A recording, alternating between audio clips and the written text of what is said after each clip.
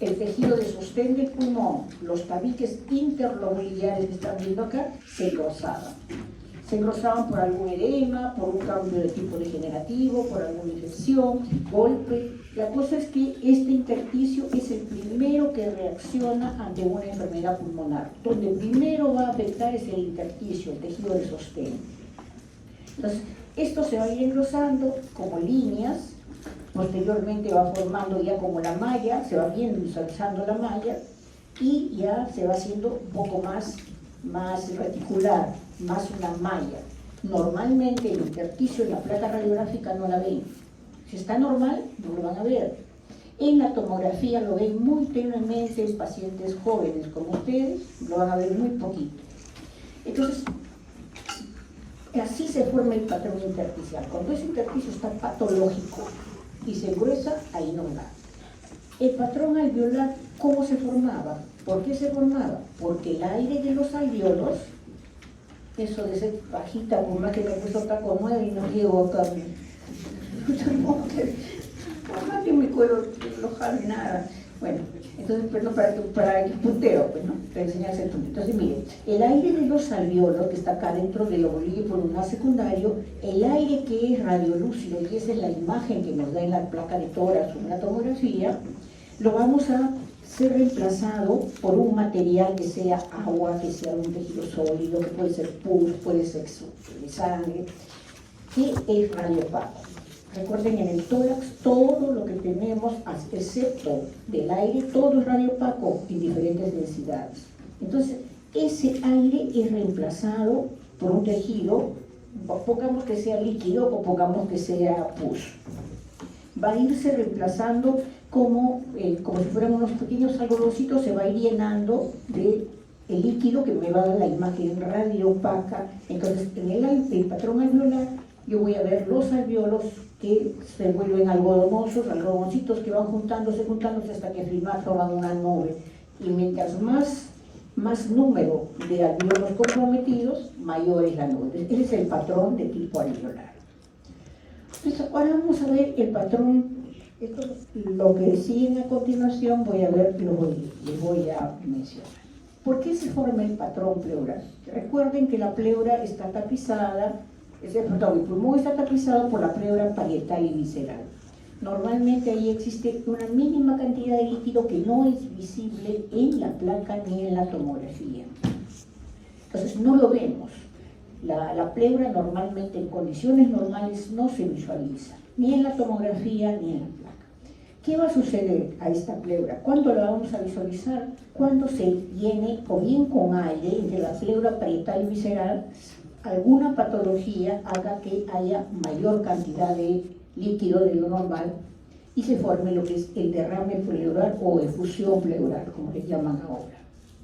Entonces, la acumulación o el producción de líquido entre las pleuras me va a dar el derrame pleural o efusión pleural que están viendo aquí en la imagen.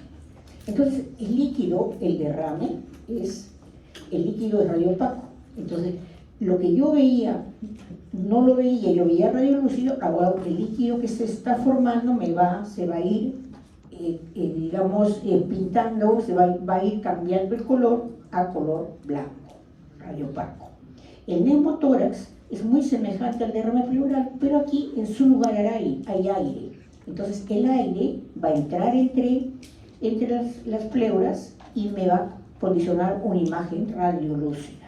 Y el hidroneumotórax es una mezcla de ambos. Los métodos que contamos son la radiografía de tórax, la ecografía, la tomografía. Esta que ven, radiografía de tórax en decúbito lateral, es una radiografía que se usa, digamos, un plan B, cuando no tienen otro método diagnóstico que no sea la radiografía. Como esto les han indicado en su clase teórica, esto se pone al paciente de cúbito para poder evaluar si es que hay derrame o no cuando no se visualiza en la placa. ¿Por qué? Entonces, para que nosotros lo veamos, el derrame en la placa de póstero anterior, la placa de tórax, el derrame va a ir obturando acá el ángulo costodiafragmático, que es una punta, miren, un ángulo agudo, se va a ir llenando. Entonces, como acá están viendo con los verdecitos, se va a ir llenando, y esto me va a dar la imagen de radioopacidad, blanco. Entonces, deben buscar siempre estos ángulos costodiafragmáticos cuando evalúen un tórax, porque acá se acumula el derrame. Entonces, ¿cómo sube el líquido? Como hemos visto en el dibujito anterior, va subiendo, va llenando las pleuras y va a ir ascendiendo hacia la parte superior del tórax. Entonces, va a ser una curva cóncava ascendente. Esa es la característica del derrame pleural. Es una radioopacidad que obtura el ángulo costodiafragmático y da esta forma, una curva. Antiguamente se le llamaba la curva de Navier-Stokes. Para el que sabe francés se va a reír de mí, como se ríen mis hijos a veces cuando saben inglés. Entonces, igual, ¿no? Entonces yo no lo pronuncio bien, se los leo, pero ya ustedes saben lo que está acá, porque ustedes son chicos modernos. Entonces, pero siempre tengan presente, es una opacidad, una radioopacidad cóncava, de borde superior cóncavo, que va subiendo a través de la pleura, va subiendo acá, miren, hacia la parte de arriba. Esa es una característica del derrame. Aparentemente parecería que el diafragma, miren, desaparece el diafragma, no se ve porque se suman las imágenes, al igual que la silueta cardíaca. Entonces recuerden, acá está viendo líquido. Si en ese pulmón, en ese campo pulmonar, póngase que inyectamos un litro de acá, ¿qué va a pasar con las estructuras anatómicas que están ahí? Lo va a empujar. Entonces, a mayor cantidad de líquido va a desplazar las estructuras que están tanto en el mediastino como la silueta cardíaca, y sobre todo cuando es de más volumen, la tráquea. Esta es la radiografía de decúbito lateral. Cuando no tengan otro método que no es la ecografía o no tienen tomografía y están haciendo su serum, le pueden hacer que el paciente se ponga en lateral y el derrame por el declive va a poderse visualizar acá en esta zona. Es como le digo, el plan B cuando no hay otras cosas. Siempre debe tener un plan B y un plan C.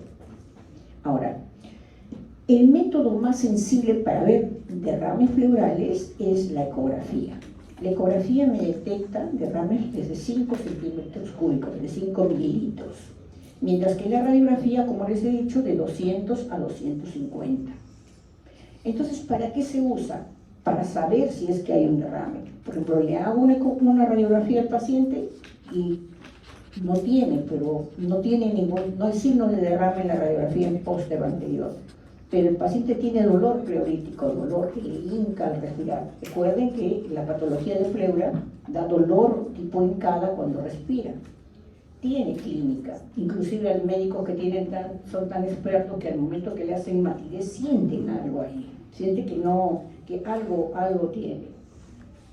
Entonces, cuando yo sospecho que hay un derrame y no lo estoy viendo en la radiografía, le mando una ecografía. La ecografía, como les dije, me permite ver 5 milímetros. Miren, por ejemplo, esta es una ecografía, este es el hígado, acá está el diafragma y todo esto es el líquido.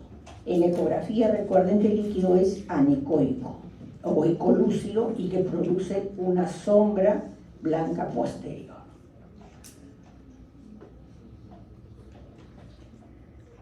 La tomografía, ahora voy a poder, ¿para qué me sirve? Estas dos preguntitas son preguntas de examen, que yo las mando dentro del balotario de preguntas. Entonces, ¿para qué me sirve la tomografía? Para poder ver las anormalidades de la pleura, la patología de la pleura. Pero ahí sí voy a ver la pleura cuando está patológica. En la ecografía voy a ver la cantidad de líquido que hay. Ahí puedo ver que hay un derrame, confirmar que hay más de 5 centímetros, poder marcar, podría hacer una toracocentesis. En cambio, en la tomografía voy a evaluar qué está pasando en la pleura parietal y visceral por qué se ha formado el líquido. ¿Y cómo me da una imagen? Miren aquí, me da esta imagen, en este caso, ¿cómo le llaman a la imagen blanca? En la tomografía, hiperdenso, perfecto.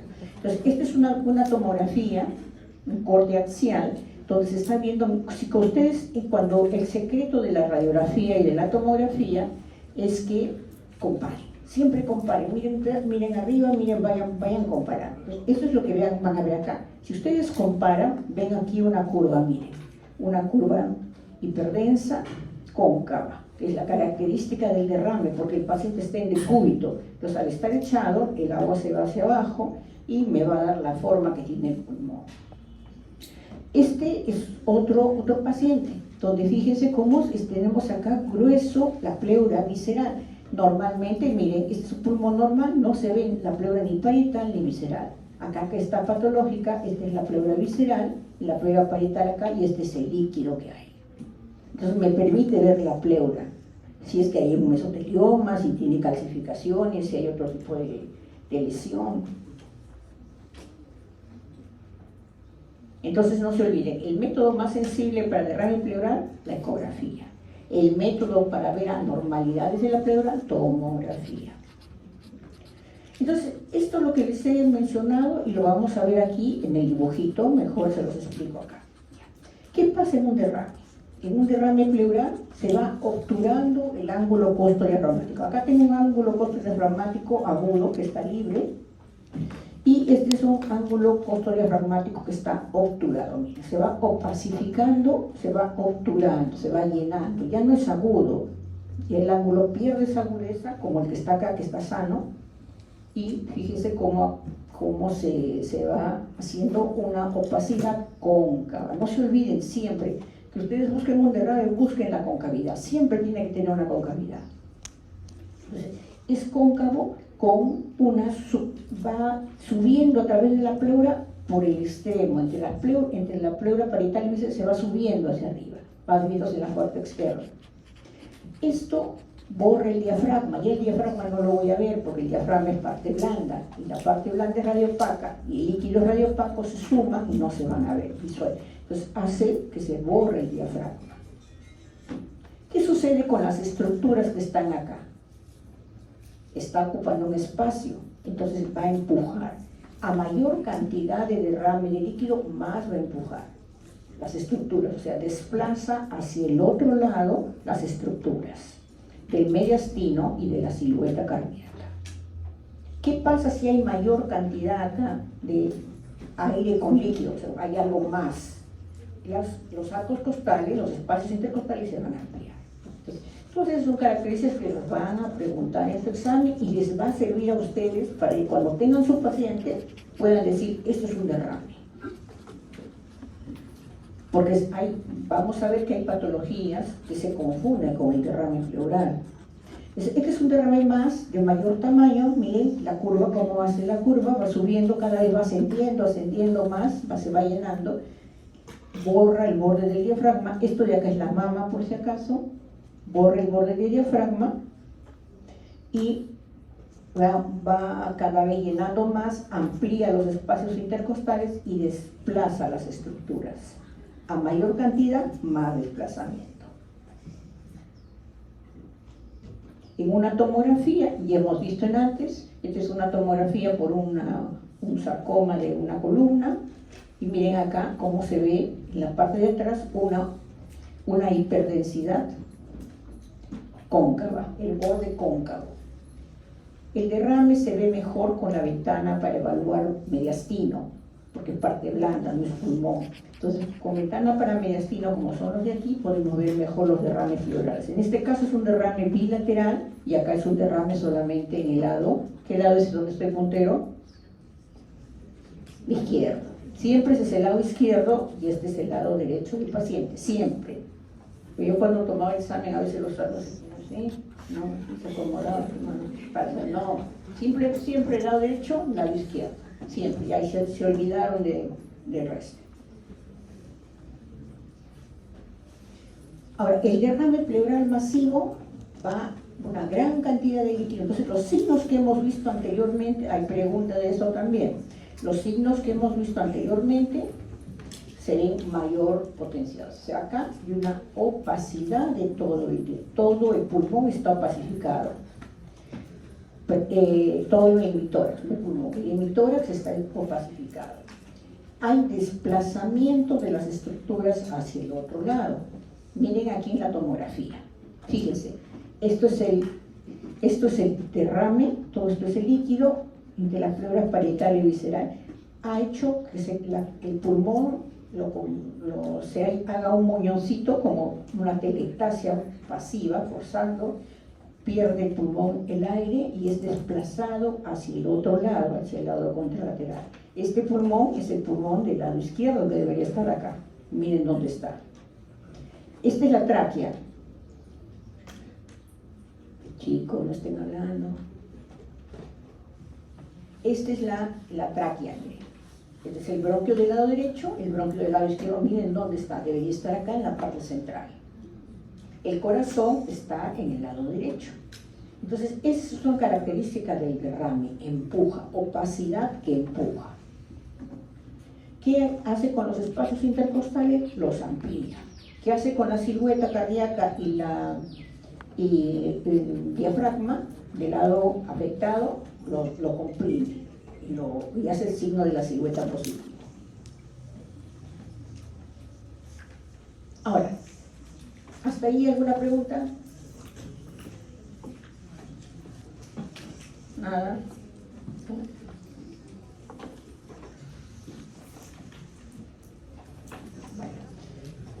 Entonces, sigamos. Entonces, ahora, el neumotórax, ¿qué pasa? ¿Qué puede ser? El neumotórax, ¿cómo se presenta? Puede presentarse por una forma espontánea. A veces los jóvenes nacen con bulas, los niños en general, ¿no? Nacen con bulas congénitas, y ya cuando son adultos y a veces hacen deportes intensos, se rompe la bula.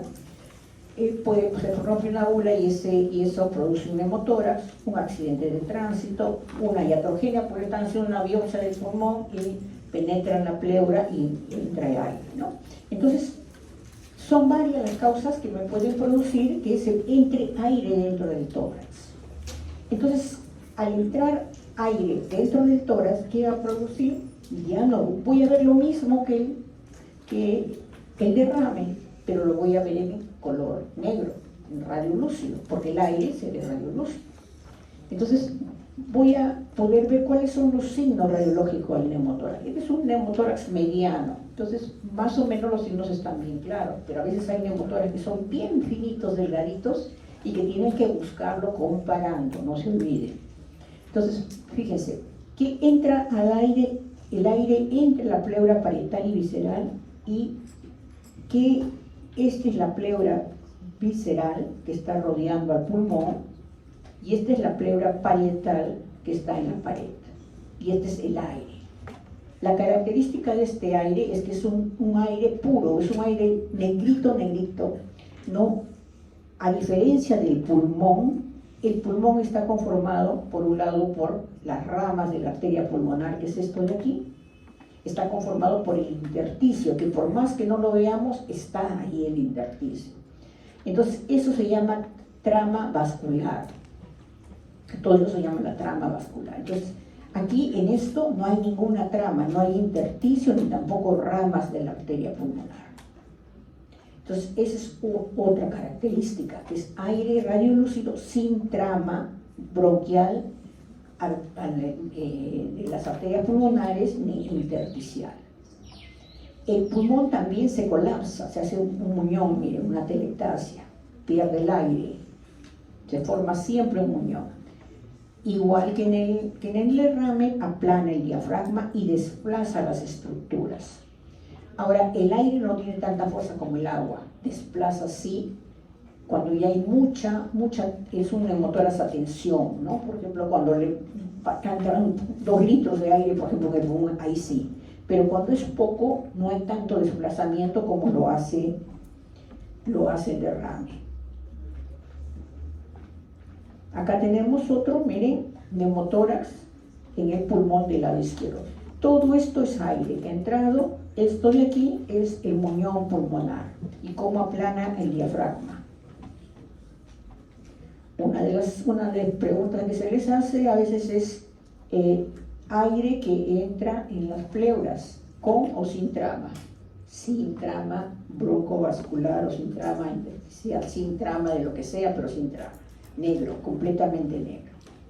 Este es un neumotórax, atención, miren, es una mayor cantidad de aire en la tomografía con ventana para evaluar parénquima, están viéndolo.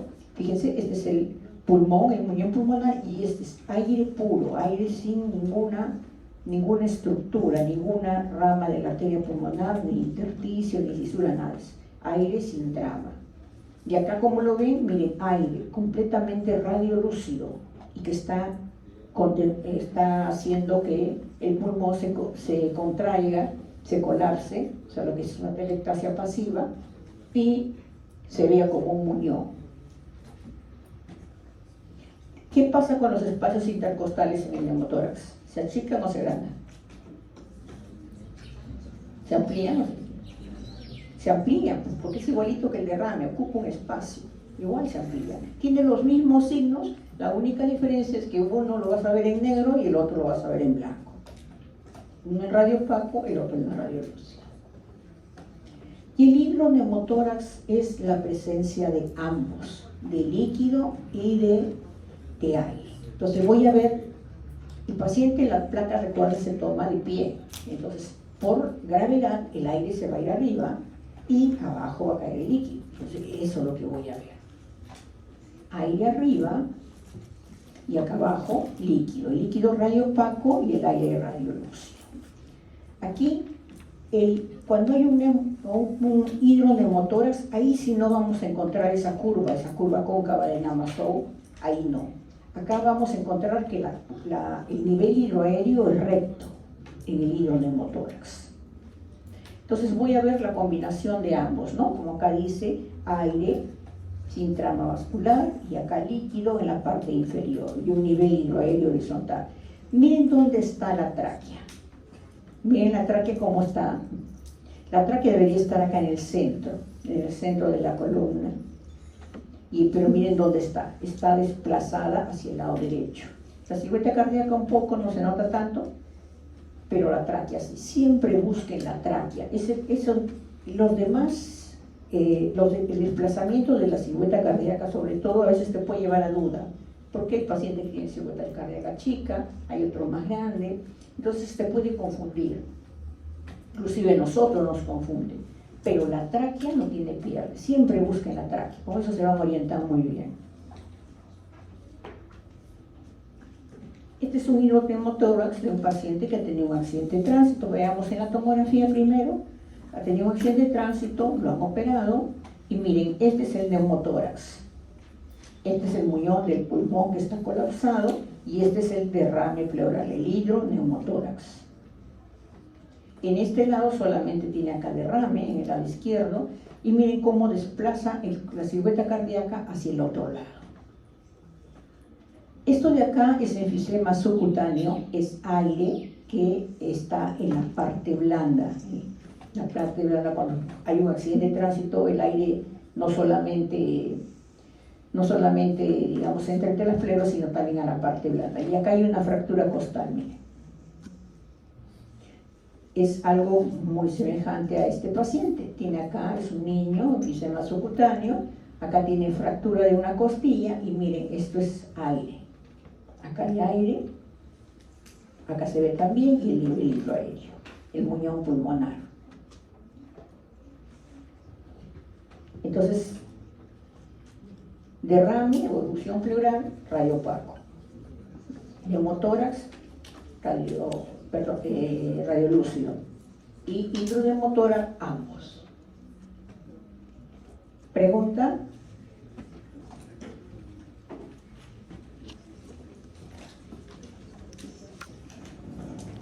Vamos al módulo y más.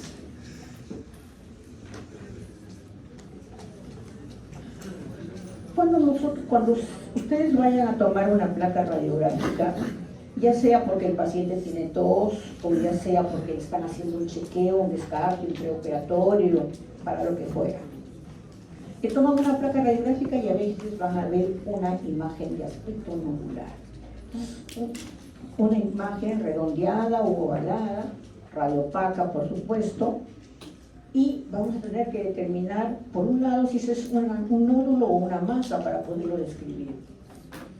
Y vamos a tener también que poder ver las características para decir si eso es benigno o es maligno.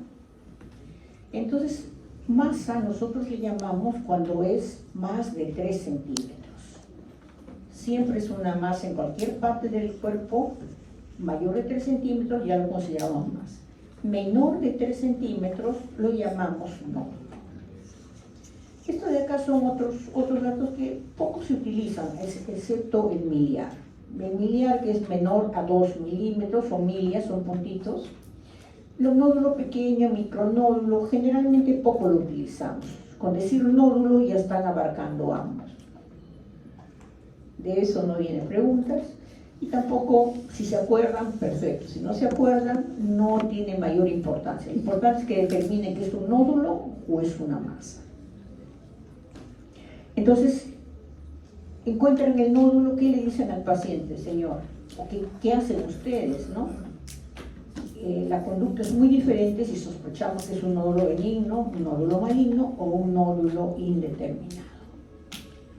Y también, si encontramos un nódulo que parece tiene las características de un cáncer, ¿es un cáncer o es una metástasis? Que también los pronósticos son diferentes.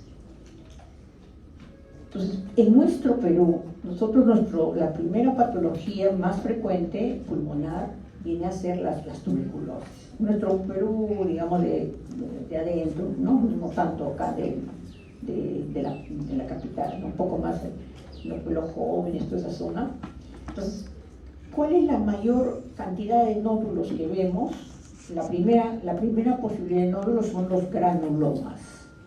El granuloma es un nódulo benigno que se produce después de que el paciente ha tenido generalmente tuberculosis. Entonces son secuelas de contactos con tuberculosis. Esos son granulomas. Entonces son nódulos que tienen calcificación y eso nos indica que son granulomas. Después viene el cáncer, después viene el amartoma, que es un tumor graso que se caracteriza porque tiene su contenido graso, y las metástasis, ¿no? Son los más frecuentes. Pues hay otros más. Entonces, ¿qué debemos de ver nosotros cuando vemos un nódulo para determinar si este nódulo o masa es benigno o maligno? Porque es importante, imagínense que ustedes mismos, y ya ha pasado con un montón de alumnos, cuando les hacen un chequeo para certificado, vienen asustados porque se encontraron un nódulo. ¿Es benigno o es maligno? Entonces, ¿qué tenemos que evaluar? El tamaño, la localización, sus bordes, si hay calcificación y si hay cavitación. Mientras más pequeño sea el nódulo, más posibilidad de que este nódulo sea benigno. Mientras más grande sea el nódulo, la posibilidad de que sea maligno es mayor. En cuanto a la localización, los nódulos malignos generalmente, porque no siempre es así, se encuentran en los lóbulos superiores, más o menos 80% en el lóbulo superior derecho. Y los metastásicos en los lóbulos inferiores. Antes que me olvide, miren, acá están viendo ustedes un nódulo radiopaco de bordes más o menos irregulares, un poquito heterogéneo. En cuanto a los márgenes, vamos a pasar acá de frente. Esta es una característica de los bordes y de los márgenes que lo utilicen para todo lo que es diagnóstico por imágenes. Todos los segmentos van a ser de la misma característica. Cuando una tumoración, ya sea nódulo o masa, es benigna, sus bordes van a ser regulares, generalmente, pero todo es generalmente, no hay nada absoluto. Cuando el borde es así, miren, completamente liso, generalmente son nódulos benignos. A menos que, sean múltiples y de repente, como les digo, no es 100%, es 95%, algunos metastásicos se pueden presentar así, ¿no? Pero son los menos. Tenemos también los márgenes que son completamente irregulares, como están viendo acá, estrellados, espiculados. Estos son malignos. Entonces, Cualquier tumoración que ustedes encuentren en cualquier zona del cuerpo que tenga bordes irregulares, lo más probable es que sea un cáncer. Pero también tenemos otros que, como ahora hay también mujeres que no sabemos si son mujeres, hombres que no sabemos si son hombres, ¿no? Porque no sabemos, a mí me ha pasado, lo veí, no sé si es hombre, sea mujer, tiene cara de mujer, pero tiene cuerpo de hombre, y así, ¿no? Entonces, eso nos pasa porque, bueno, pues cada uno tiene su opción como quiere, ¿no? Como mientras no haga daño a nadie, ¿cuál es el problema? Pero estos de aquí que sí, que son y no son, porque no salen del closet todavía de repente, son los que son, a veces tienen una parte lisa y una parte un poquito irregular, o tienen todito, no es completamente irregular, no son arañitas, pero también son un poquito festoneados, o sea, son sí y no. Estos son de probabilidad intermedia, o sea, hay que tratarlos como si fueran malignos, seguir el procedimiento de que si fueran malignos, evaluarlos como si fueran malignos. Entonces, acá tenemos tres tomografías. Miren, este es un nódulo pulmonar solitario de bordes regulares, homogéneo, es benigno. Este es un nódulo, lo que les digo que son sí, no, los intermedios, miren, es un poco irregular, no puedo afirmar. En cambio miren, es una araña. Todos los cánceres son así, irregulares, infiltrativos. Entonces, esto es un tumor, es una tumoración, un nódulo maligno. Ahora, los nódulos benignos y malignos se pueden cavitar. Los abscesos pulmonares, por ejemplo, se pueden cavitar. Los tumores, sobre todo los que son de la especie de los epidermoides, los espinocelulares, se cavitan. Entonces, es un signo que no es tan específico para determinar, ¿no? Porque se puede dar tanto en benigno y en maligno.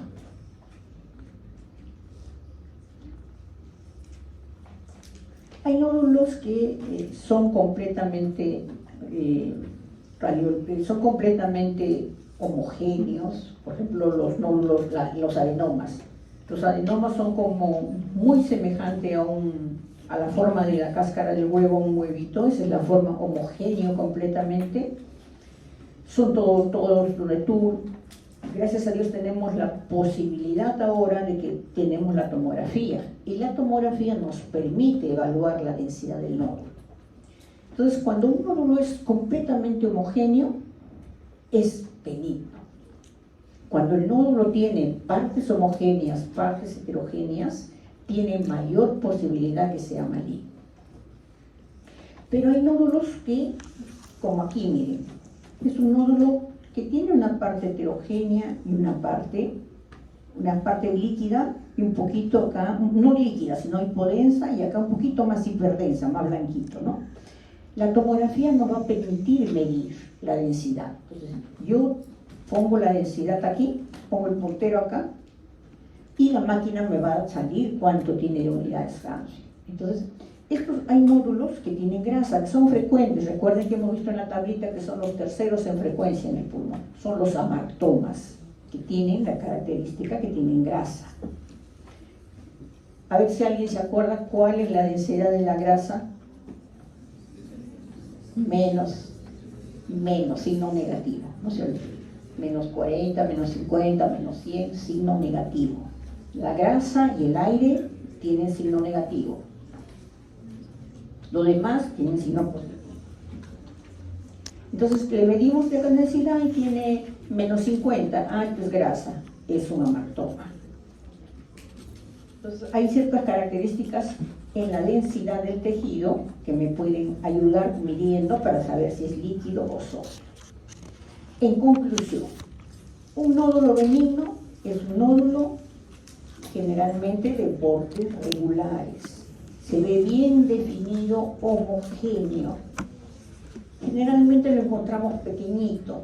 No crece muy lentamente, su crecimiento es bien lento. Y este es no se cavitan, los nódulos benignos casi no se cavitan, un mínimo porcentaje, y cuando se calcifican, por ejemplo los granulomas que se calcifican lo hacen en el centro, en la parte central.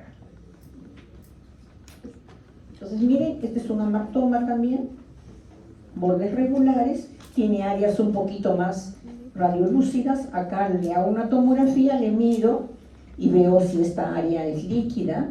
Entonces si es líquida es una necrosis, entonces más posibilidad tiene que ser maligno. Si esto es grasa, allá es un amartoma, igual que aquí, ¿no? Miren, son amartomas, miren, de bordes irregulares. Ahora, el nódulo maligno es todo lo contrario. El nódulo maligno generalmente lo podemos encontrar en nódulo, pero más frecuentes en masa. Miren los bordes, son bordes irregulares, espiculados. Su densidad es un poquito, como es heterogénea, es un poquito más baja en ciertas zonas. Miren, aquí está un poquito más radiolúcido, acá un poquito más radiopaco. ¿Por qué? Porque los cánceres se necrosan. El cáncer, al tener necrosis, tiene un olor bien, los pacientes que están con cáncer, si hay sitio de salida, por ejemplo, cáncer uterino, cáncer de estómago, el olor que despide ese cáncer se siente, es un olor un poco desagradable. ¿Por qué? Por la necrosis que tiene el tejido. Entonces, los cánceres tienen esa característica de ser heterogéneos por las áreas de necrosis, que se cavitan también por la misma necrosis, y producen esto, cola pleural. O sea, ¿qué es la cola pleural? La cola pleural es la infiltración a través de una línea, es como que yo veo ahí, ese es la pleural, yo soy cáncer, ahora lo contagio y empiezo a hacer una igualito, esa es la cola pleural. Les trato de decir así como niñitos de colegio para que no se olviden. Yo sé que ustedes están para más, pero prefiero que a lo bebito, pero yo sé que así se van a acordar. Entonces miren acá tenemos un cáncer de pulmón en el lóbulo superior. Miren el borde, es un borde irregular, no es muy definido, es heterogéneo, acá tiene áreas radiopacas, áreas radiolúcidas. Si yo lo veo con la ventana para evaluar el pulmón, miren, este cáncer, miren cómo tiene bordes irregulares, especulado, ha infiltrado y el parénquima está entrando al intersticio, y esta es la cola pleural. Miren, como la telaraña que tira el hombre araña, igualito así, ¿no? Entonces, esa es cola pleural. Infiltra, o sea, va a la pleura, se dirige hacia la pleura a infiltrarla. ¿Qué otra cosa hace? Invade el tejido. O sea, este es con ventana para evaluar mediastino, entonces voy a poder ver, digamos, cómo es la tumoración. Este es otro paciente, no es el mismo, este está en el pulmón derecho, este está en el izquierdo. Miren, esto es área sólida, esto es área líquida, más que por necrosis. Miren cómo ha infiltrado la costilla y ha entrado también a la parte blanda. Entonces, esa es la característica de un maligno. Cuando yo le aplico sustancia de contraste en la tomografía, esto va para todas las masas, cuando es benigno no capta el contraste, se queda ahí el mismo color. Cuando es maligno, capta el contraste. ¿Qué significa captar el contraste? Volverse blanco, volverse hiperdenso. ¿Por qué? Porque estas zonas tienen mayor vascularidad. Los tumores malignos hacen angioneogénesis, tienen mayor vascularidad, y por lo tanto la zona donde hay mayor malignidad cogen por contraste por el mismo hecho que son más vascularizadas. Vamos a encontrar nódulos únicos. Ya tenemos que determinar si es benigno o es maligno, más o menos con las características, sobre todo jóvenes, los bordes. Los bordes son muy importantes para determinar un nódulo o masa en cualquier parte de nuestro cuerpo. Los bordes sí que sean homogéneos, ¿no?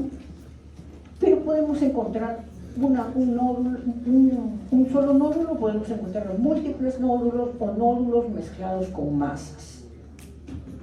Entonces, ¿qué es lo más frecuente cuando vemos eso en nuestro medio, ¿no? Nosotros? La primera es las metástasis. Podemos encontrar una o múltiples nódulos de diferentes tamaños. Generalmente la mayoría de metástasis sí son de bordes regulares, miren. Tienen la misma característica que el tumor primario. Son más localizados, o sea, tienen mayor predisposición por los lóbulos inferiores y las regiones subpleurales. Miren, son como sueltas de globos, como si hubieran soltado los globitos que están acá, como los globitos del Chavo, así miren. Entonces, son múltiples nodulitos en ambos pulmones. ¿Cuál sería un diagnóstico diferencial en nuestro medio? En los quistes hidatíricos. Entonces, el quiste hidatírico múltiple también se puede presentar en esa forma. Generalmente los encontramos más grandes, ¿no? Pero yo he visto un niño de 9 años que tenía siembra así en el pulmón y tenía la mayor cantidad que estos todavía a nivel de peritoneo. Un niñito de 9 años estaba corriendo como si nada. Entonces, ese es un quiste hidatírico múltiple, puede ser la otra causa. En esto, cuando hay duda, tomografía. La tomografía nos va a permitir ver que estos son sólidos, son nódulos sólidos. Pero si no tenemos tomografía y solamente tenemos placa, como les va a pasar a ustedes cuando estén haciendo serum, ¿esto qué cosa? Como yo sé, por el cuadro clínico, un paciente con dilatilosis pulmonar no va a tener baja de peso, quizás un poquito de tos y nada más. No va a tener mal. ¿Por qué? Porque el quiste va creciendo poquito a poquito. En cambio, en la metástasis, el paciente va a estar con disnea, bajo de peso, y para que tenga esto ya debe requerir oxígeno. Entonces, su cuadro clínico, aunado al signo, me va a dar el diagnóstico.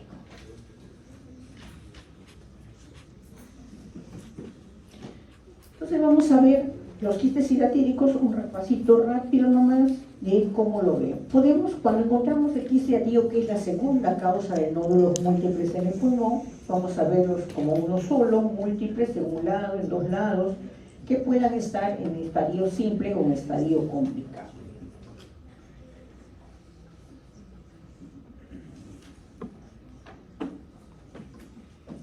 Entonces, vamos a poder ver un nódulo pulmonar. Miren, este ya no es nódulo, esto es una masa única que es homogénea, de bordes regulares, que cuando le aplicamos la tomografía, porque acá estamos viendo que simplemente es de bordes regulares, sospechamos que es un quiste hidatírico, miren, en la tomografía se ve una membrana alrededor y esto es líquido donde se encuentran los escoles flotando, y acá adherido a la membrana se encuentra la membrana prolígera. Entonces, así es como lo vemos en la tomografía y así lo vemos en la radiografía.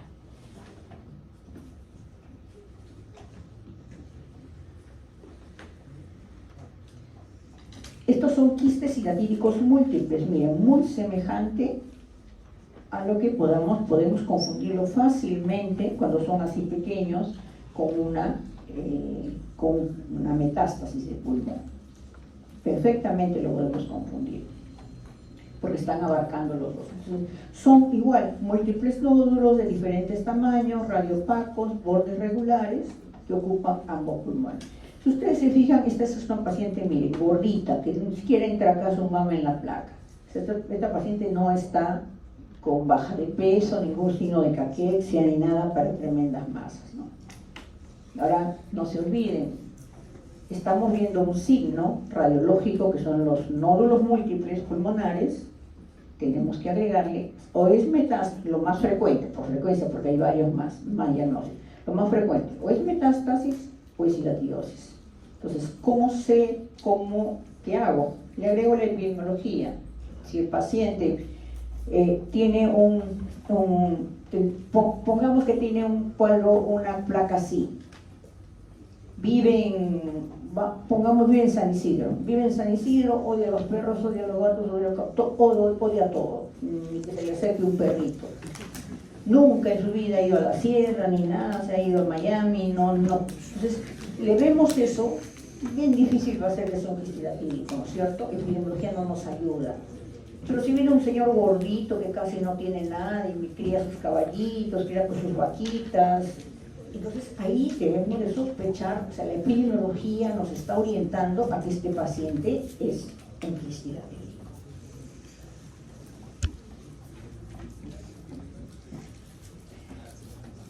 Esto también va a ser pregunta de examen, ya he preparado y ya le he mandado. Entonces, ¿qué sucede el quiste hidatídico? El quiste hidatídico tenemos, imagínense el huevo que está crudo, tiene la cáscara y tiene por dentro la membrana prolígera. Saperido, esa cascarita blanca que se forma cuando hacemos el huevo duro, esa es la membrana prolígera y dentro están los escólets, el líquido y los escólets. Entonces, este quiste hidatídico crece a raíz de 1 centímetro por año. Entonces el paciente cuando va creciendo se va acostumbrando, se acostumbra, crece un poquito más, se va acostumbrando, no va a sentir nada absolutamente. Entonces llega un momento en que este quiste hidatídico choca con un bronquio, va creciendo y va a chocar con el bronquio. Entonces, ¿qué va a pasar? El aire del bronquio, por el roce que tiene con esto, va a ir haciendo micro fisuras acá y entra dentro del quiste, el aire del bronquio. Al entrar dentro del quiste, ¿qué hace?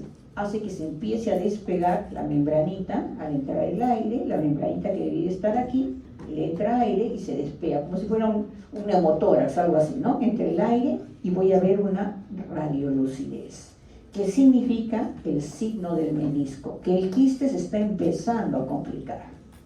Entró aire. En ese momento, ¿qué pasó con el paciente? Empieza a toser, porque al entrar el aire y salir el líquido, el paciente va a toser. ¿Y qué cosa expulsa? Un líquido salado, y si lo ve, son como unas cabecitas ahí, como más chiquitas que la puntita de la alfiler. Entonces, eso se llama vómica. Entonces, ahí es cuando el paciente se asusta y generalmente ahí es cuando el paciente acude a emergencia. Generalmente, porque hay pacientes que, bueno, como si nada, como siempre tosen, ni caso le hacen, ¿no? Entonces, cuando sucede esto, el quiste se sigue complicando. Miren, este es el quiste hidatídico.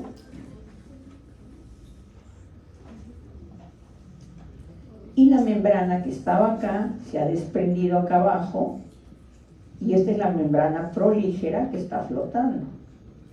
Esto se llama el signo del camalote.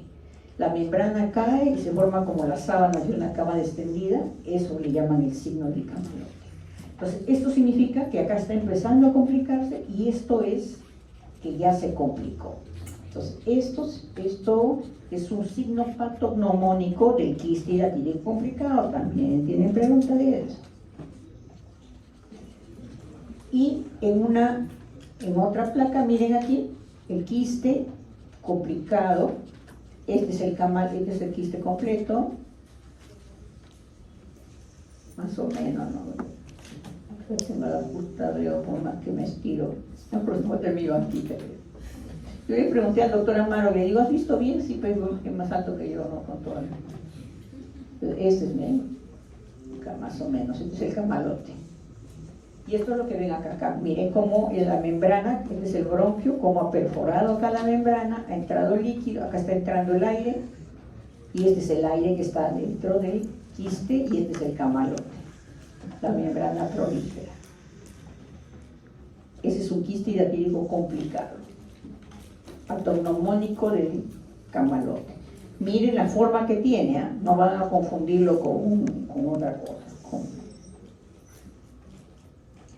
Listo. ¿Preguntas hasta ahí? Esa es la primera clase. ¿Preguntas? ¿Cómo estamos de hora? Gracias, chicos, pero todavía falta una clase más.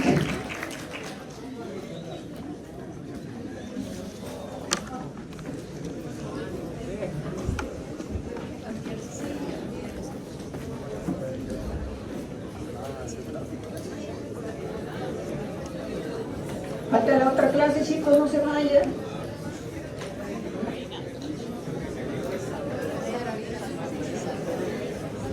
Metástasis. quistes y aquí como quistes.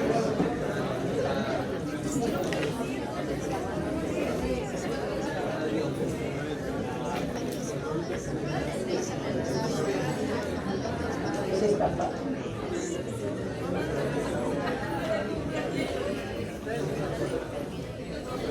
No se vayan, chicos, falta una parte donde van a repasar todos los patrones.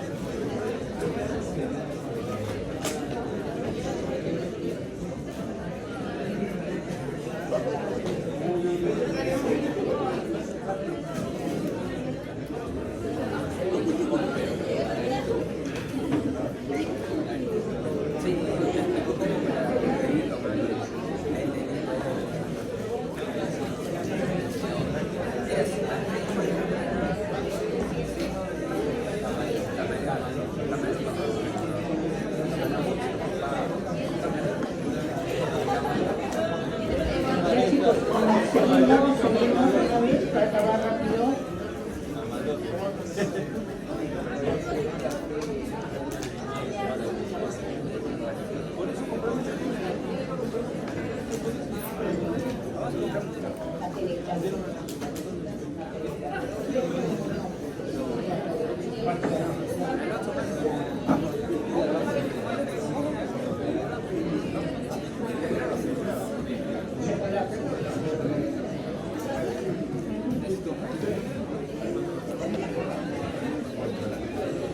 Ya chicos, vamos a hacer la telectase de una vez para que acabe.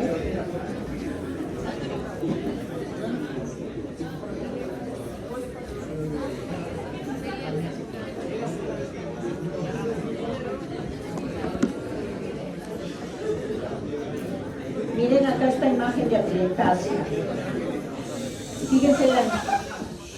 Fíjense la imagen esta de atelectasia. Esta es una atelectasia del pulmón del lado izquierdo. Miren, es una opacidad. ¿Lo podrían confundir con un derrame? Sí. ¿Se puede confundir con una neumonía? Sí. Entonces, vamos a ver cuáles son los signos que ustedes deben buscar de primera intención para no confundirlo cuando venga su paciente y tenga esto. Estén solito con el paciente y le toman una placa y tiene esto. Un pulmón radiopaco. ¿Y ahora qué hago? Llamo a un médico. Solamente ustedes están en médico. Entonces, eso es lo que tenemos que ver, cositas pequeñitas que nos van a ayudar a un diagnóstico. Vamos a ver. Entonces, ¿qué es la atelectasia? Es la pérdida de volumen del aire que está en el pulmón, en un segmento, en un lóbulo. ¿Por qué se pierde el aire? Porque algo obstruye el pasaje a través de los bronquios y al no pasar aire, el aire se va reabsorbiendo. Va a haber una reabsorción del aire. Al reabsorberse el aire, cada vez se va a ver, práctica lo tengo. Entonces, ¿por qué se produce esta atelectasia? Porque algo comprime o tapona el bronquio. Por ejemplo, lo más frecuente de una atelectasia en personas mayores, por ejemplo, es el cáncer. El cáncer va creciendo, el cáncer broncogénico, y va a ir cerrando la luz del bronquio, y en un momento que ya no hay luz, ya no hay aire, mejor dicho, y se empieza a reabsorber el tejido. el aire se empieza a perder y el pulmón se va haciendo más pequeñito y se va colapsando. Puede ser también una tumoración que esté en otra parte del tórax y lo comprima el bronquio. Puede ser por un cuerpo extraño, por un tapón de moco. Acá tenemos las causas más frecuentes y acá tenemos las menos frecuentes, pero también son las que pueden producir. O sea, un paciente que está con mucha tos de repente y no toma expectorante, puede pasar un tapón mucoso, puede cerrar un bronquio de un segmento y ese segmento, ¿qué va a hacer? Va a perder aire, va a reabsorberse, y si el segmento tenía esta forma, se va a hacer más chiquitito y va a ir siéndose radiopaco y se va haciendo más pequeñito. Entonces eso es lo que nos va a dar el signo de la atelectasis. Estos son los signos que ahora se los voy a explicar mejor aquí, ¿ya? Entonces vamos a ver de la mayor a la menor para que lo entiendan. La atelectasia de todo un pulmón. Pongamos, es un paciente, un niño que está jugando con el caramelo, está chupando el caramelo y en eso se cae. Se cae y se pasa el caramelo y el caramelo pasa al bronquio, en este caso bronquio izquierdo. ¿Ya? Esta misma imagen la tienen también en una clase, en un examen. Entonces miren, pasa al bronquio izquierdo y ¿qué sucede? Tapa el bronquio izquierdo. Entonces, ¿qué va a pasar? El pulmón, como o sea, al no tener aire ahí, se va a ir reabsorbiendo. Todo el pulmón se va achicando y va haciéndose pequeñito y volviéndose radiopaco, porque el que nos daba la radiolucidez es el aire, ¿no? Entonces, el pulmón que está afectado con la atelectasia tiene el hemitórax que está afectado con la atelectasia tiene presión negativa. Entonces siempre hay presión negativa en los pulmones. Entonces si yo quito el espacio del aire, ¿qué va a pasar? Esa presión negativa va a hacer que jale todo. El cuerpo trata de llenar ese espacio. Entonces, ¿qué sucede? Miren, desapareció acá la silueta cardíaca. No hay silueta cardíaca. ¿Qué hizo? Se colapsó el pulmón, se hizo chiquitito, lo que antes les decía yo, un muñón pulmonar, que el pulmón que es grande se colapsó con un muñoncito así.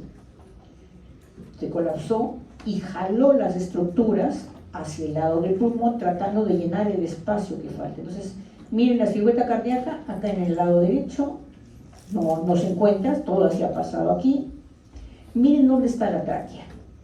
Miren dónde se ha desplazado la tráquea. Se está desplazando hacia el lado sano. ¿Qué sucede? El pulmón se hace más pequeño. ¿Qué pasa con los espacios intercostales? Se hacen más chiquitos, ¿no es cierto? Porque todo el campo pulmonar está más pequeño, se hacen más pequeños. ¿Y qué hace el diafragma? Jala el diafragma, jala todo tratando de llenar el hueco que ha dejado la falta de aire en el pulmón. ¿Qué hace el otro pulmón o el otro segmento? En caso de que sería un segmento colapsado, trata de compensar, entonces hace un enfisema compensador, se ve más radiolúcido, porque el pulmón trata de hacerse más grande para poder compensar la función. Al momento que jala todo el mediastino, jala la tráquea, jala todo, ¿qué sucede? La columna se ve. Entonces eso se llama el signo de la columna desnuda. Aquí también tengo un poquito de aire. ¿Por qué tengo aire? Porque el pulmón de acá se está metiendo, del lado derecho se está metiendo al lado izquierdo, lo está herniando. Entonces, siempre fíjense eso, si está retrayendo o está empujando una estructura. Hemos visto que con el derrame ocupa un espacio y empuja, ¿no es cierto? Si aquí viene alguien y se pone acá a mi lado, que es el derrame, me va a empujar hacia el otro lado. Todo lo que está acá trata de empujar y llenar. Por el contrario, si alguien que estaba acá salió, se escapó, por lógica me jala para el lado de donde está la patología. Entonces, esto es básico para que ustedes, cuando vean una opacidad del pulmón, fíjense la tráquea. Siempre vean la tráquea. Si está en el centro, si está hacia un lado, si está hacia el otro, si está retraído o está empujado. Entonces, esa es una telectasia total de un pulmón. Esto les va a venir, porque les he mandado. Acá también tenemos en un niño, miren, la tráquea. Fíjense, primero la radiopacidad, ¿no? Es una radiopacidad, todo el pulmón se opacificó. El pulmón en realidad el pulmón no se ha opacificado, el pulmón se ha achicado. ¿Y qué me está dando esta radiopacidad? Me está dando la silueta cardíaca. La silueta cardíaca, la arteria aorta, todo se ha desplazado hacia la izquierda. La tráquea, miren cómo se desplaza a la izquierda. Acá ven una pequeña radiolucidez, es el pulmón que se está herniando hacia el lado izquierdo. Y ahora miren aquí. Aquí en este pulmón se ha hecho una atelectasia. Este paciente tenía un cáncer de pulmón, un cáncer broncogénico en el bronquio izquierdo. Se cerró y dejó de entrar aire al pulmón, se atelectasió. Se hizo de lo que era radiolúcido, se hizo chiquitito, radiopaco. Entonces, prácticamente acá no ven el pulmón porque todo se ha colapsado. Lo que sí vemos es que los grandes vasos, la cava, la aorta, el trompo y la arteria pulmonar están retraídos hacia la izquierda. La tráquea está retraída hacia la izquierda. Y el pulmón debería estar hasta acá nada más, miren.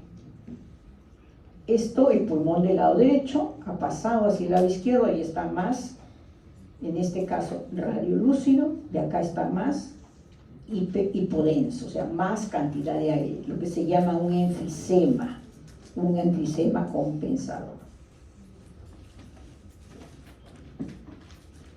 Ahora, ¿qué pasa si es un lóbulo?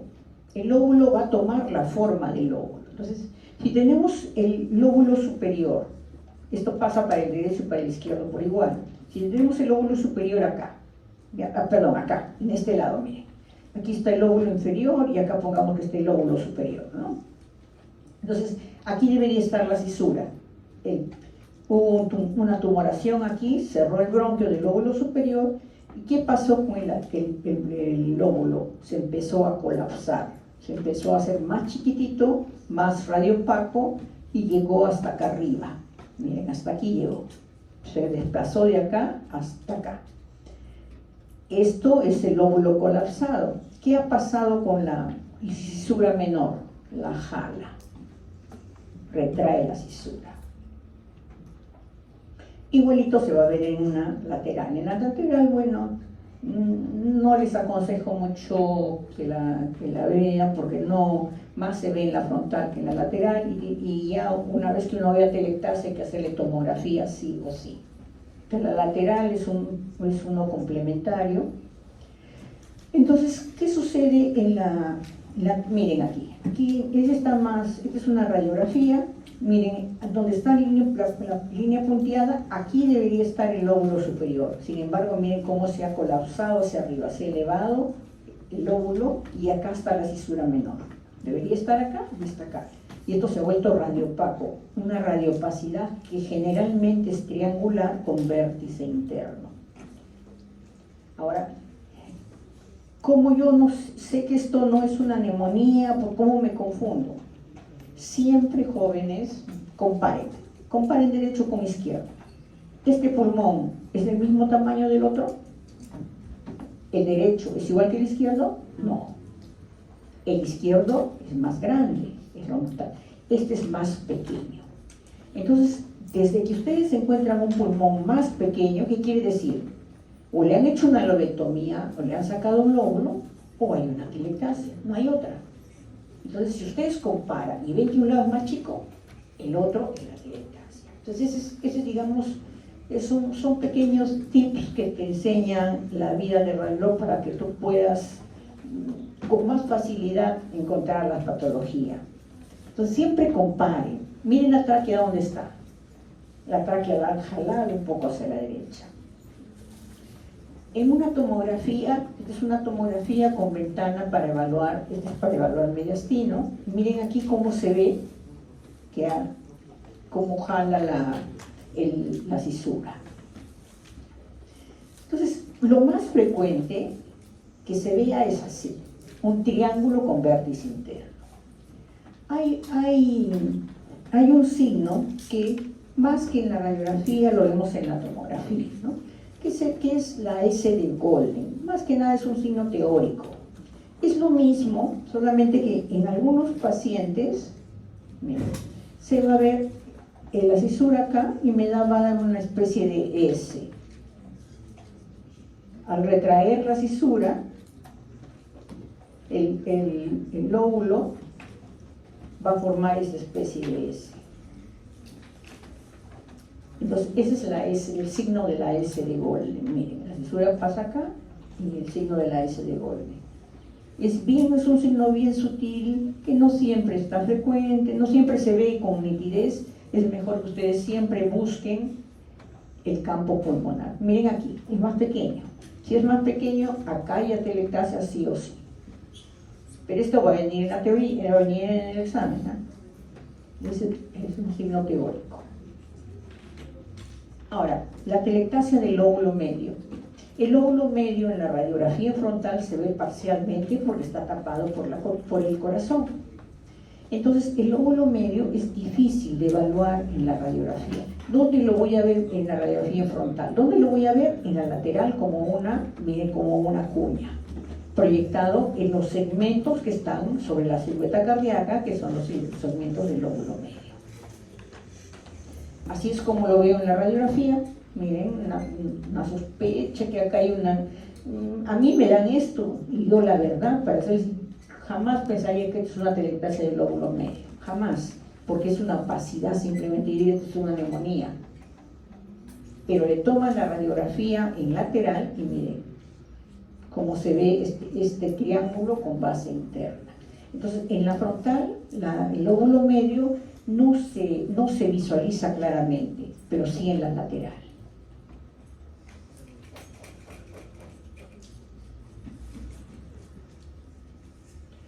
Y la atelectasia del lóbulo inferior toma esta forma, ya sea en el lado derecho o en el lado izquierdo, la forma de también un triángulo con base interna, y se desplaza hacia abajo, y en la lateral hacia la región posterior. Recuerden que el lóbulo inferior está hasta acá arriba, se desplaza hasta acá abajo. Entonces, esto es lo que ven. Miren aquí, esto es la atelectasia. Felizmente ustedes ya ahora tienen tomografía, y la tomografía no tiene pierde. La tomografía sí o sí tienen que encontrar la atelectasia.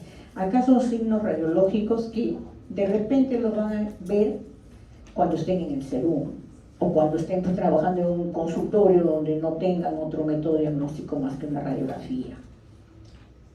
Pero si ustedes sospechan por la clínica y por la imagen, que es por ejemplo acá ven una opacidad, acá una sobreopacidad sobre la silueta cardíaca, sospechan que es una atelectasia, el paciente está con una clínica brusca, le hacen una tomografía. Y miren en la tomografía con ventana para pulmón, siempre vean que esto de aquí sea igual. Este pulmón es más chico. ¿Por qué es más chico? Porque acá se ha colapsado. Esta es una atelectasia del lóbulo inferior. No se olviden, estas son ramas de la arteria pulmonar. Todas esas cosas que vemos, esas ramitas, todas son ramas de la arteria pulmonar, no lo confundan.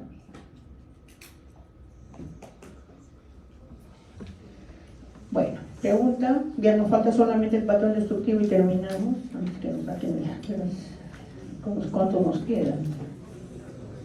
Nos quedan 10 minutitos. Ya.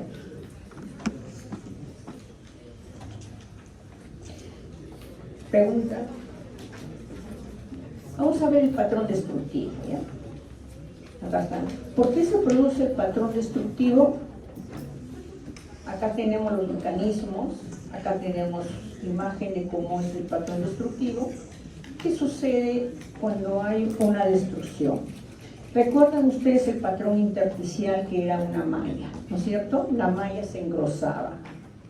¿Qué sucede a veces? Los pacientes, por el grosor de la malla, hay dificultad para respirar. Entonces, al tener dificultad para respirar, se rompe esa malla. Y al romperse, al jalarse la malla, se hace como que un animalito hace un huequito ahí, una gallinita con sus patitas y rompe la malla, ¿no? Un conejo, lo que quieran, y rompe la malla y deja un hueco. Pero ese hueco también al romperse se ha roto algunos alvéolos y el aire se queda ahí atrapado en eso. Entonces, eso se llama una bula. Entonces, eso es por destrucción del intersticio. Entonces, cuando el intersticio se rompe en ciertas zonas y queda el aire, eso es una bula. Ese es un patrón destructivo. Puede producirse también a veces infartos en el mismo pulmón. Puede presentarse una tuberculosis que la tuberculosis hace necrosis, destruye el parénquima. Y ese tejido destructivo es botado mediante la tos. Entonces ahí queda una cavidad. Muchas veces también cuando hay patrón de tipo destructivo, los bronquios también se dilatan los bronquios, o sea, los tractos que quedan por una destrucción del pulmón jalan los bronquios y los dilatan, produciendo dilataciones bronquiales.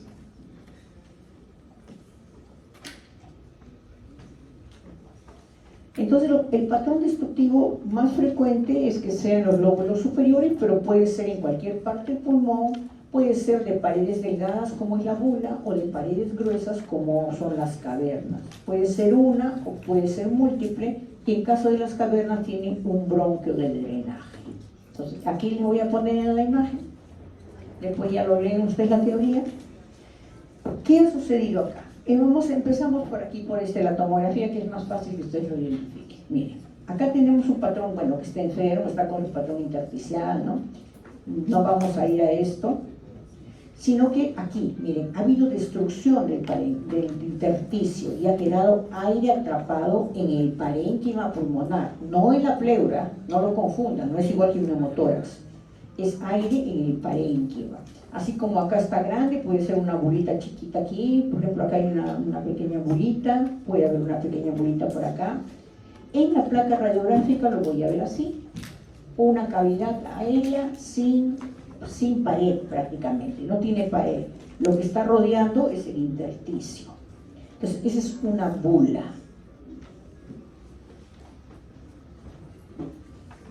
Se produce o bien congénitas o bien por secuela de alguna enfermedad que afecte el intersticio.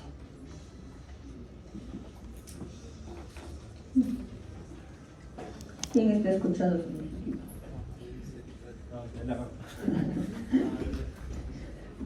Tu celular. Bueno, nos relajó un poquito. En cambio, la cavidad, a diferencia de la bula, la cavidad es por destrucción del tejido. La tuberculosis es la más frecuente que produce cavidades, pero no solamente la tuberculosis, también las neumonías. Hay neumonías por ejemplo, los estafilococos, neumonías de tipo viral, que producen necrosis del parénquima y se cavita, y el contenido de la caverna es expulsada a través de la tos. Entonces tiene una pared gruesa cicatrizada alrededor. Aquí hay expulsión de tejido a través del bronquio, el bronquio izquierdo, el bronquio derecho, a través del bronquio que lo une del bronquiolo, expulsa el contenido. Y acá, al cicatrizar, se forma una pared gruesa. En la radiografía, miren, aquí también ven una pared delgada, una pared gruesa con contenido de aire en el interior. ¿Hasta qué horas tenemos las 6, 6:30, 6:15? Entonces, vamos a ver la tuberculosis así en forma rapidita, para que vean cómo la tuberculosis es la enfermedad, 5 minutitos, es la enfermedad que tiene todo tipo de los patrones pulmonares. Tenemos la primaria y la postprimaria o secundaria. La primera vez que la tuberculosis afecta al niño, donde afecta en primera vez es a nivel del ganglio linfático. Si el niño no tiene un buen sistema inmune, va a afectar el parénquima. Y si no, otro tipo es la enfermedad miliar, que lo veían como parte del patrón intersticial. Entra el bacilo al cuerpo del niño por primera vez, la primera infección, y se produce que los ganglios linfáticos que están acá, que se encuentran acá en el ilio, se hagan prominentes. Entonces voy a encontrar una linfoadenopatía. Eso voy a encontrar en el 96% de los niños. Es más frecuente en el lado derecho, 2/3 en el lado derecho y 1/3 puede ser en ambos lados. Si el sistema inmune es bueno como el de todos nosotros que hemos tenido, los ganglios de aquí lo matan al bacilo y se quedan así calcificados como en una herida de guerra, que son lo que eran, ¿se acuerdan? Los granulomas o tuberculomas. Estos son secuelas de tuberculosis, son nódulos pulmonares solitarios calcificados, que también pueden estar en el mismo pulmón, también no solamente en el ilio. Eso es al principio. Si el sistema inmune del niño no es bueno, que es la minoría, ¿qué va a pasar? La enfermedad va a pasar al parénquima pulmonar. ¿Cómo afecta en el parénquima pulmonar al niño?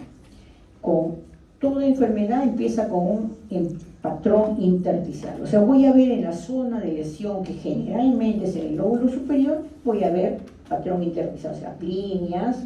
Al día siguiente veo ya un poquito más de retículos, ya afecta más, digamos, el intersticio del pulmón, lo que están viendo aquí. Si el niño logra vencer la enfermedad, queda un ganglio, queda esa zona con una calcificación, en lo que en ese momento se llama complejo de Gaume, una calcificación en el parénquima. Entonces, si tenemos una calcificación en el parénquima y calcificaciones acá en el ilio, le llamamos complejo de Ranke. De repente la doctora Vance le coloca alguna pregunta antigua de esto y le va, ¿qué es el complejo de Ranke? La TB miliar ya hemos visto que pertenece a un patrón de tipo intersticial. Es la diseminación a través de la sangre del Mycobacterium en el intersticio y se siembra como pequeños micronódulos, nódulos puntiformes de 2 a 3 milímetros, y se distribuye en los dos pulmones. Nunca van a ver TB miliar en un solo pulmón, no. Es en los dos a la vez. Y es en la totalidad de los dos pulmones. Miren, acá son pequeños micronódulos de 1 a 3 milímetros, de 2 a 3 milímetros en ambos pulmones. Aquí también tenemos, miren, en ambos pulmones, un poquito más en los lóbulos inferiores. En la tomografía, miren, micronódulos. Entonces, si alguna pregunta les dice, ¿cuál de las siguientes patologías no pertenece al patrón alveolar? Y les ponen ahí TBC miliar. La TBC miliar no es alveolar, es micronodular intersticial. Entonces, esto es la milia, miren. Eso van a ver más en su teoría. En cambio, la tuberculosis, que ya afecta por segunda vez, ya no va al hígado. Ya ustedes tienen que buscar ya en el pulmón. Van a buscar una enfermedad del parénquima del pulmón. ¿Qué pasa cuando entra el parénquima pulmonar? Lo primer signo que van a tener es una afectación en la zona donde entre del intersticio. Al principio vamos a ver igual, líneas, patrón intersticial pequeñito, va avanzando, ya el intersticio se va comprometiendo más de esa zona, ya se comprometen los alvéolos empiezan a llenarse con secreciones y empieza a formarse patrón alveolar. O sea, voy a tener zonas de patrón intersticial, zonas que tienen patrón alveolar algodonoso, miren.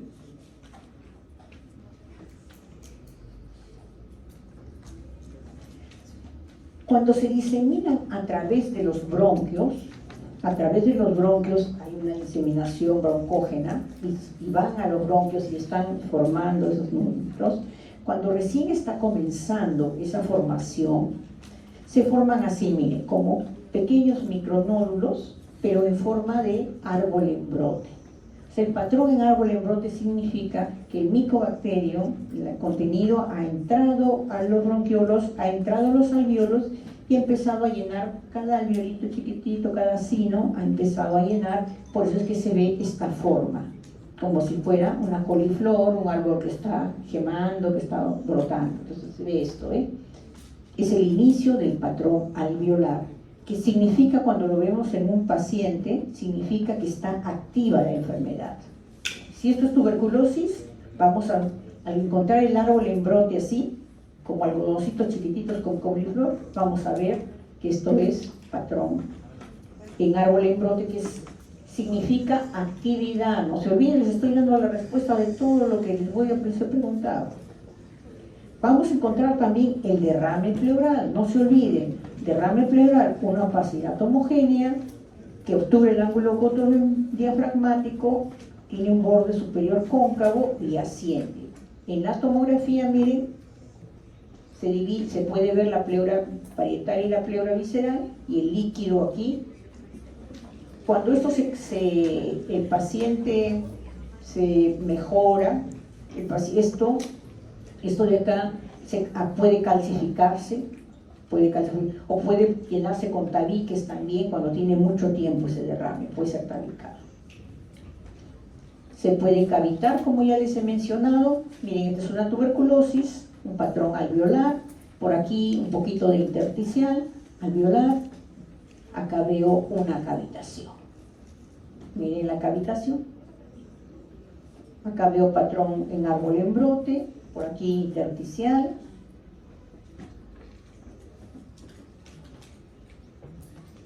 Y esa cavitación se puede complicar, también tienen una pregunta de esto, con hongos. El paciente está ya curado, pero esa cavidad queda y se va a contaminar con hongo. Entonces, el hongo, recuerdan, la caverna es radiolúcida, es aire. Y aquí esa radiolucidez es reemplazada por el hongo.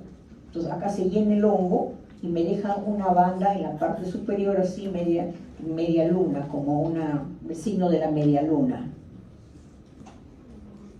Un signo, una media luna radiolúcida arriba, que es el aire que queda dentro de la cavidad que está ocupada por el hongo. Miren, en una tomografía con ventana para pulmón, esta es la cavidad y este es el hongo y este es el signo de la media luna. Es una complicación de una caverna que ya puede estar curada, pero la caverna se queda. Entonces, hemos visto, miren, que la tuberculosis va a tener compromiso del intersticio. Vamos a encontrar patrón intersticial, vamos a encontrar patrón alveolar, derrame pleural, tenemos neumotórax, bulas, cavernas, bronquiectasias, y cuando la tuberculosis le dan tratamiento, queda como secuela tractos fibrosos, estos tractos residuales, así se queda el paciente, miren. Entonces, aquí es cuando les hacen las lobectomías.